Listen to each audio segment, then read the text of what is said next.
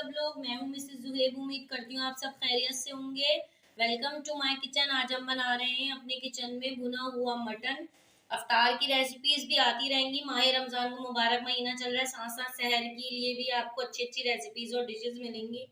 तो आज मैं बना रही हूँ भुना हुआ मटन, जो बहुत ही सिंपल तरीके से और आसान तरीके से बनेगा, ताकि आपको ज्यादा मेहनत ना करनी पड़े। तो स्टार्ट करते हैं रेसिपी। स्टार्ट करते हैं इंग्रेडिएंट से। भुना हुआ मटन बनाने के लिए सबसे पहले मेरे पास है यहाँ मटन, ये 1/2 kg मटन है। इसके अंदर मैं डालूंगी 1 टेबल स्पून कुटा हुआ अदरक लहसुन, ये मैंने फ्रेशली अभी कूटा है।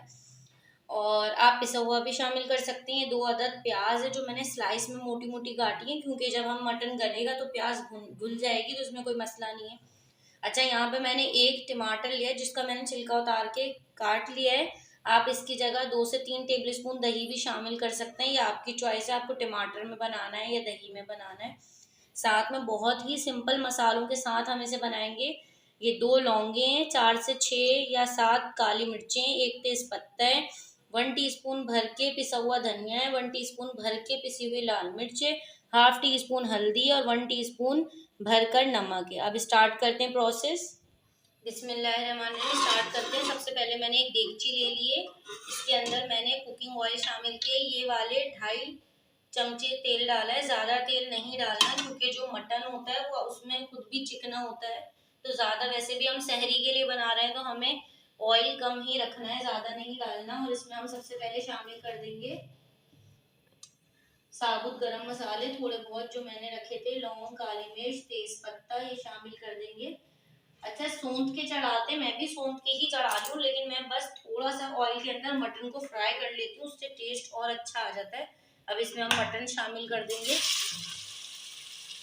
और थोड़ा सा मटन को फ्राई करेंगे इसके अंदर। 5 मिनट गोश्त को ऑयल में फ्राई करने के बाद अब इसमें हम शामिल करेंगे अदरक लहसुन कुटा हुआ, और इसके साथ 5 मिनट और भूनेंगे। अदरक लहसुन के साथ अच्छी तरह भून लिया, उसमें शामिल कर देंगे प्याज और तमाम मसाले शामिल कर देंगे, हल्दी, धनिया, नमक, मिर्चें।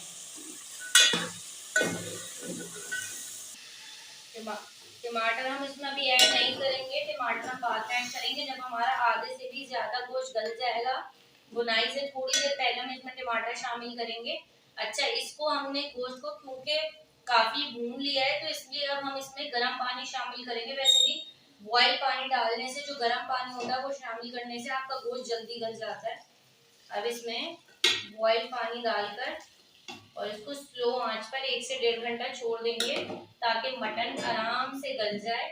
फिर बताते हैं। हम देख सकते हैं आप लोग, इस पे बॉयल आ गया। अब इसको हम 1 से 1.5 घंटे के लिए बिल्कुल छोड़ देंगे। कम से कम 1 घंटे बाद देखेंगे। लो फ्लेम पे ढककर हल्की आंच पे बनाना है, और आप लोग जल्दी बनाना चाहते हैं तो आप प्रेशर कुकर यूज कर सकते हैं। अब तकरीबन पूरा 1 घंटा ये स्लो आंच पे मैंने गलाया और गोश्त गल चुका है, मैंने चेक कर लिया है।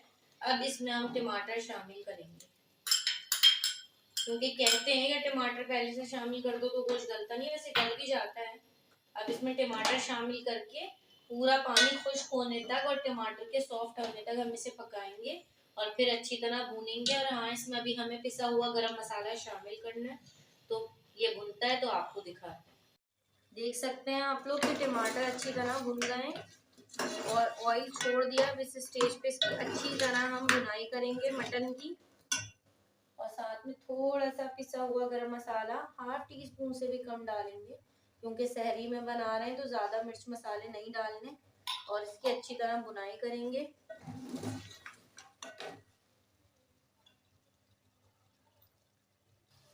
5 मिनट और भुनाई करने के बाद देख सकते हैं आप लोग, मज़ेदार सा मटन, भुना हुआ मटन सिंपल सा हमारा रेडी है। अब इसे प्लेट में सर्व करते हैं। अल्हम्दुलिल्लाह, देख सकते हैं आप लोग, मज़ेदार सा भुना हुआ मटन रेडी है। बहुत अच्छी तरह गल चुका है और ये बहुत मज़ेदार है। ये देख सकते हैं आप, इसका रेशा रेशा बिल्कुल गल चुका है। स्लो आंच पे मैंने छोड़ दिया था। उम्मीद करती हूँ आपको रेसिपी पसंद आई होगी। हमारे चैनल को लाइक करें, शेयर करें, सब्सक्राइब करें और प्लीज़ एक बार ट्राई ज़रूर करिएगा।